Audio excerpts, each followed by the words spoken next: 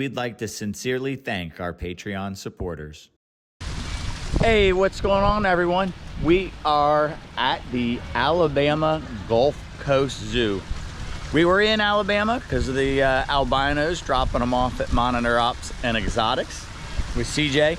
And we wanted to go visit our good friend Jay at Outdoors with Jay. But he's going on a reptile adventure in South America, so he wasn't able to be here. But what he did is he set us up with Andy here at the zoo. He's gonna give us somewhat of a private tour. So we're gonna go inside. The place is beautiful. The parking lot's beautiful. The entrance is beautiful. Let's go inside and see what it's all about. So we've walked into the reptile area and Andy is heading over to us, and we stopped in front of these box turtles, and that one we're not sure about. It looks like an eastern box turtle over there. Eastern box turtle, but this looks like a Russian, and the one in the hide, and I'm looking at the hide and the construction of it and how the door is the ramp, the locking mechanism. It's pretty cool how they did that. You know me, always looking at how things are built. That's, and I think this is Andy walking up. It is. Good to meet you. How y'all doing? Jerry Wolfe. Andy Jordan, nice to meet you. And Kagan. I'm Kagan. Nice to meet you. Pleasure to meet you. Very cool. Are these Russian tortoises in here? No, so there's two elongated tortoises. Elongated. Yeah, they looked a little large. And there's actually two Central American woods and a box turtle. Just in the meantime, these are all mine. Like my pets that are here. Okay. Oh, look at that. You knew exactly where they like to be. Yeah. That's where they've been hanging out the past few days. Here's one of the elongateds there. You probably have some, but We don't. Oh, you we don't? It's a species I've debated on for a while. They're so beautiful. they are. I've had these guys since they were, size of an egg or so. So how old would you say it is right now? I got these in 2020, so they're probably somewhere around 4.5, 5 years old. Okay. That's awesome. And then female and male. The males have that more domed shell to them, Okay. from Beautiful. what I've been told at least. So I think I ended up with a pair. They were supposedly sexed when I got them. Look how pretty their light heads are. Yeah. They say in like in breeding season, once they're mature, their noses will turn like a pinkish red color too. I haven't seen it yet, but We came all this way. There's a big gator in here. We just missed the feeding, but he is a big, handsome zoo gator. He's been in captivity, you said, since '87. 1989. Yep, he was a nuisance alligator 89. down in the state park, chasing people on picnic tables, and the state went and got him, and we took him in back then to avoid, euthanasia, and he's been here ever since. What's his name? Chucky. Chucky. Chucky. He's a handsome boy. Yeah, during Hurricane Ivan, the floodwaters got so high at the zoo. He was like the one animal that we left back then, and he actually floated over his exhibit fencing at the old place. Oh my God. Okay. But when the waters went down, he was laying right by the fence because he knew where food came from, and he didn't want to go find it on his own. Easy to lead him back into where he needed to be. I think he hears us talking about him. Made a great news story though. He's about the size of the gator that was stalking us when we were fishing last week. Yep. Not the same size. He actually passed up Kagan and started stalking me. He knew what size meal he wanted. That is a beautiful bird, a golden pheasant. Amazing. His name is Winston. Perfect name for him. Winston, lift your head up, buddy. It's not that. Say no, I'm camera shy. It's not the time for grooming. As soon as I walk away, he's gonna lift his head up. Yep, these were Mexican box turtles. They were originally from San Antonio Zoo, but before that they were confiscated at the border. Somebody was trying to, catch them in Mexico and bring them in. So she's laying eggs, you think, right now? We think so. I haven't been in there yet. My boss that was with me earlier, he serviced this exhibit, and She's then backed in. Now, how do you have your floor? Like, what do you guys have? You got submerged screen, a different type of screen? So they were supposed to be. There's a concrete block poured underneath it. Okay. But the exhibit, there's she's in that little gap. There's about a 2 or 3 inch gap. on the side. Yeah. And the rhino iguanas dig in that gap to lay the eggs, and then now the Mexican box turtles have started doing it too. We're gonna fill it up with concrete eventually. This female has started laying. She'll lay hers in the middle of the exhibit. She's the one about that the lost size her of toe. Tequila, but really pretty green on her. Yeah, she's got some pretty blues, but she's kind of, Spunky? yeah. The male's not too bad. He doesn't like just want you to scratch and pet on him, but he'll come over and sit in your lap and eat food and stuff. But you look at her wrong and Beautiful she takes off running. enclosures. Our male Frank is such a ham. I'll go in there with plates full of food to feed him, you know, bananas, greens. He jumps past the food, jumps on me, runs up here, and then just taps his head underneath my chin, because all he wants is love and scratches. Right. Yeah, that is about the size of Frank and Tequila. That's so Yeah. funny. Yep, she laid her first set of eggs last year. That is so funny. So she's already laying eggs. Yeah, I didn't know it, but yeah, she laid some last year, like I said, in the middle. Yeah. And they didn't look like they were fertile, but she did lay, she actually laid 2 clutches. Wow, so really we're getting Frank and Tequila into these enclosures at just the right time. So yeah, so what Andy is saying, that these guys are probably just a year and a half older. Then Frank and Tequila, but they're the same size. Yeah. Yeah, ours have had a massive growth spurt since we put them in the larger enclosure, and I can't wait to see what happens this summer. Yeah. Because that's going to be everything. So I think, yeah, this year will be the year for her first clutch of eggs, I'm sure. Also very interesting, Andy said that these 2 animals are from Ty Park. So same place ours came from, although they were donated from Alejandro, who got them from Ty. But so cool to see Ty's influence in supplying the needs of keepers and zoos and everything in the U.S. and other good breeders, but that stops them from being caught in the wild and brought in, and that stuff's important, whether people realize it or not. It really is important. It's wild populations and satellite populations. 2 animals in a zoo are very important. People are like, oh, they belong in the wild, not in a zoo. But zoo animals are very important, because if something happens to a wild population, you have animals to repopulate. And that's one of the big things that Ty focuses on, is reintroducing species to areas that, or helping to support threatened species in the wild. You know what we can with also release do? programs. Take a look at what plants they've got in this enclosure that's safe for these iguanas. So I see bamboo is absolutely doing good. I don't know exactly what type, but it's some sort of a variegated bamboo. I'm sure Andy may know. And grass. and grass, but the grasses are growing in there, some of it. Yeah, that clump in the corner there. I'm surprised. Well, you know what that is? That's papyrus. But the tops are eaten off of a lot of it, but there are some tops. Or actually, I'm sorry, it's been cut back and now it's coming back. I could see the cut ends. So that's good to know, guys, because we are looking for plants to go in there. And I think we're going to be with Tom Holt the day after tomorrow, so we can talk to him about those plants. So we noticed that you have like variegated bamboo. Is that papyrus in the corner? It is. Oh, do you know the specific bamboo, or does it matter? So I don't think it matters. We call this catgrass. It's like the colloquial term for it. I know it's a species of bamboo, but I don't know the species. Everybody here just calls it catgrass. It's pretty. Do you want some? A clipping? I mean, I can give you. I'll go in there and break a couple clumps of the whole plant, roots and all up for you. That would be amazing. We have to cut this back because see that door? It's already growing and blocking the door. So we have to cut it back every couple months. Yeah, just a trimming or whatever would do great. We have a place to propagate plants and get them growing and started, and that would be awesome. But yeah, this female, she for whatever reason can never pass eggs, right? The female red at least. Yeah. So we moved her separate because we have a pair that breeds, and this is a cherry headed lady. Very pretty. Beautiful. I love the cherry heads.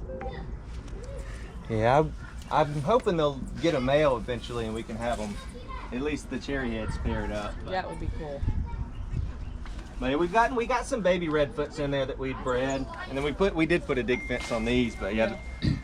So right now you're painting over the painted plywood or particle board. Right. It's a composite board that doesn't do well with the moisture. Right. You're putting the pond shield, which is an epoxy product, over it to waterproof it.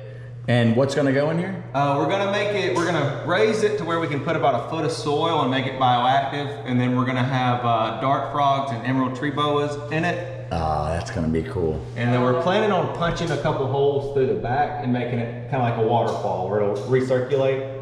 You know, outside of the exhibit, in the exhibit, you'll just see the waterfall. That's fun. But yeah, we got a little bit of that clear pond shield, pond armor. I can't remember the brand, and we put 2 or 3 layers on it now.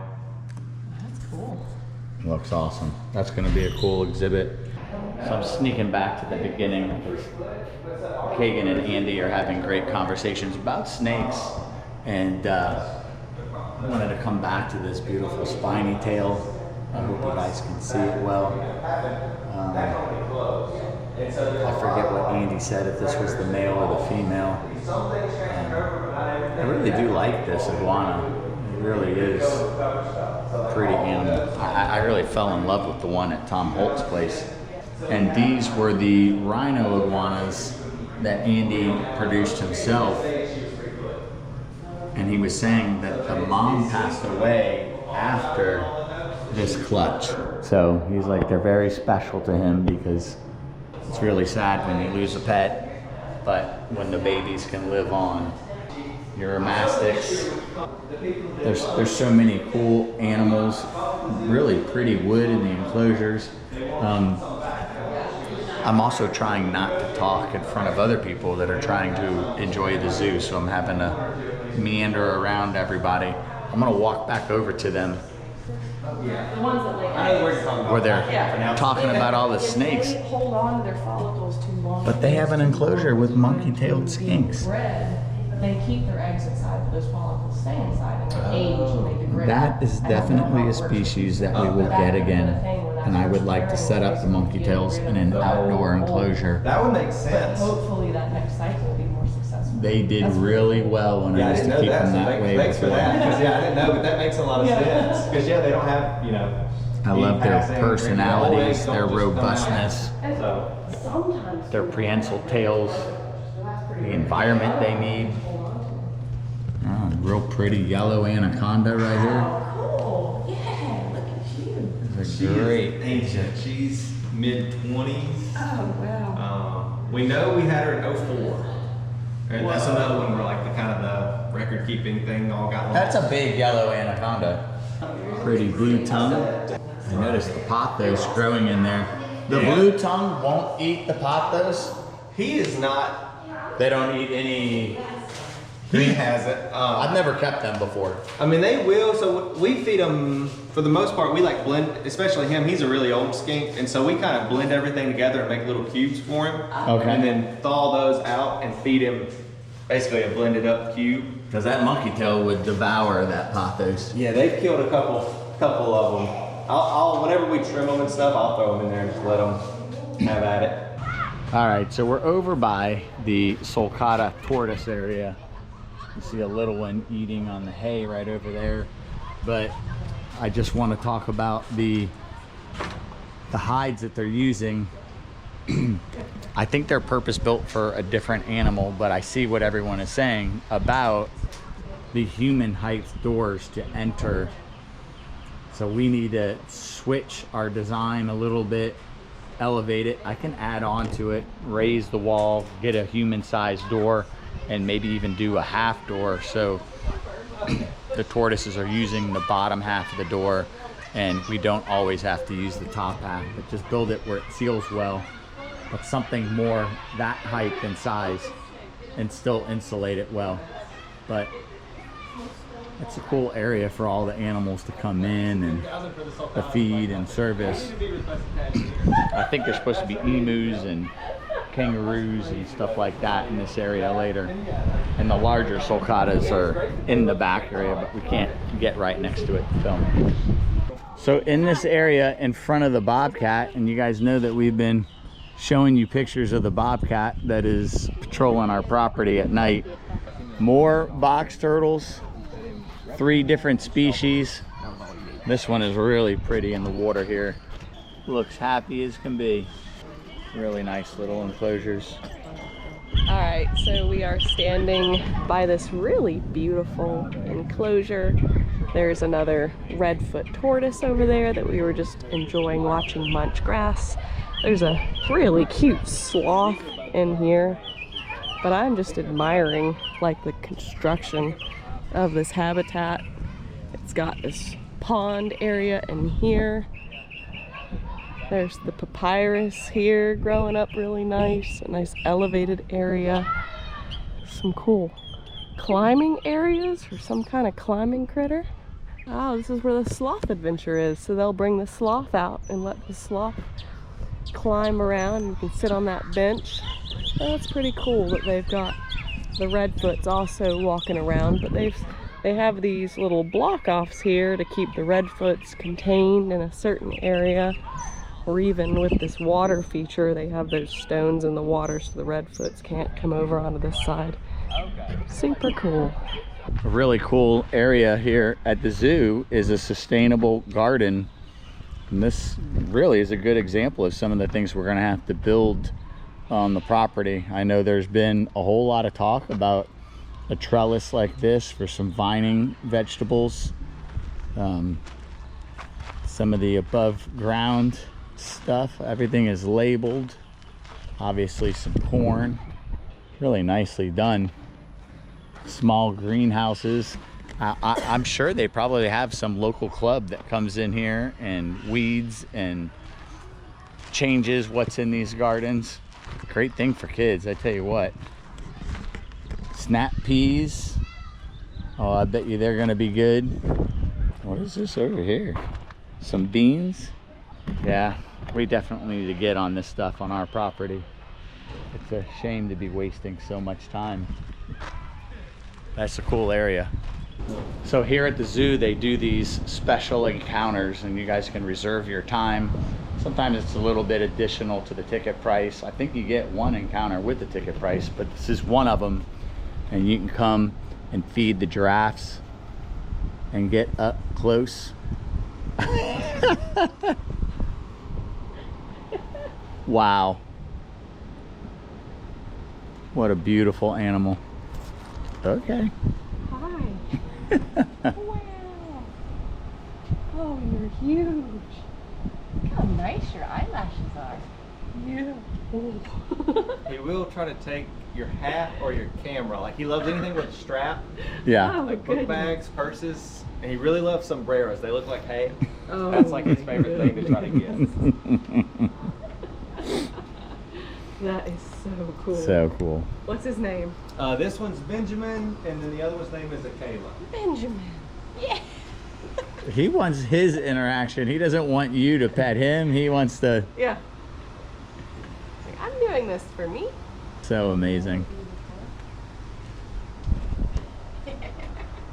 And he loves anything like heavy motorized. Like when we had to plant a bunch of trees when we first built them, I mean 18-wheelers would come through and he runs right beside them. Anything that's like loud or big, he loves to run next to.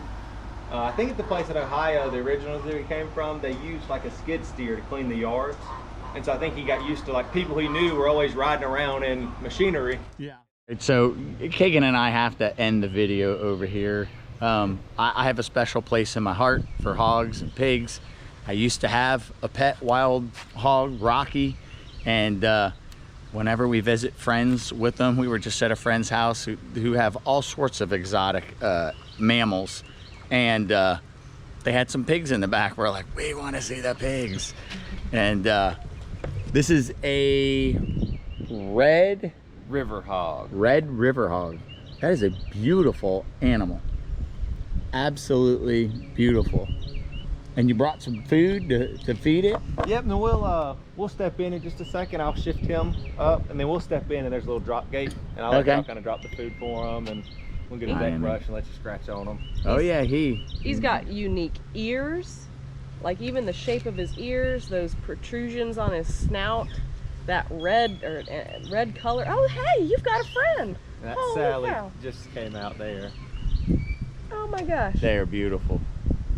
These guys have their house, their shade, rocks, all sorts of good toys. I don't have the food.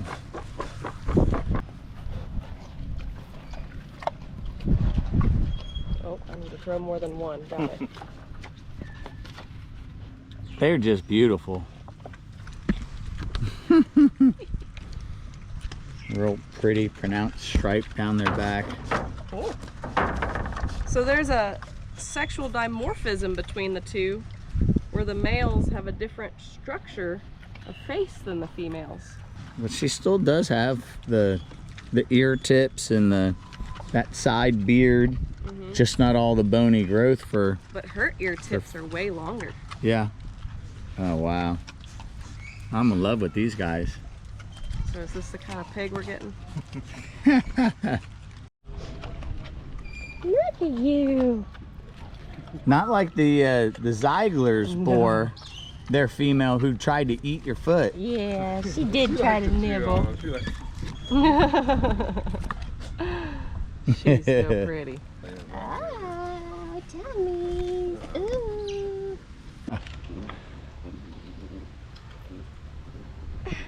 He's totally talking to you. Yeah. She's being more possessive. Now normally she'll, like, if I act like I'm looking for bugs, she'll act like she looks for bugs on me. There you go. Get 'em.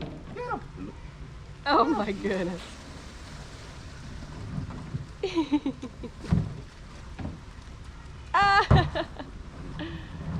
get them? Thank you. Thank you.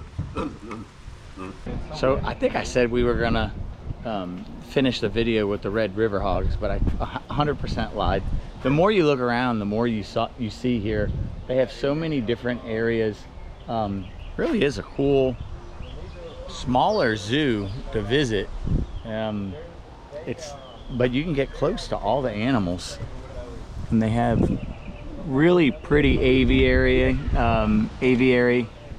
It's a nice yellowfoot tortoise right there. Water.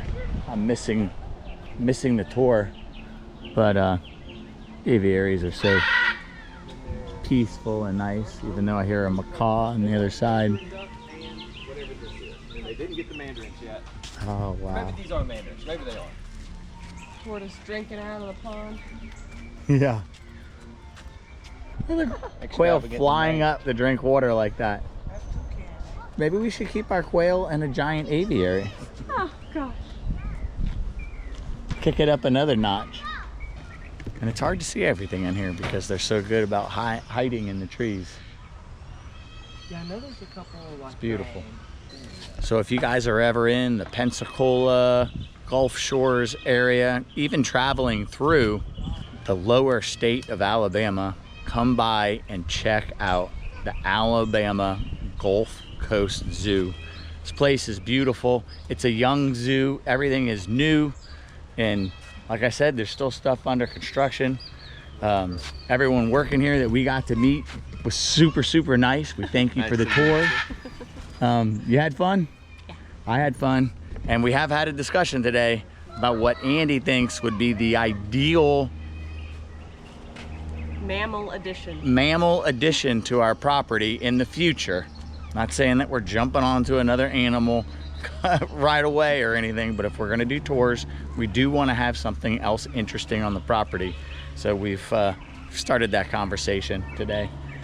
All right, guys, don't forget to like, share, subscribe, comment, and ring that notification bell. We'll see you soon.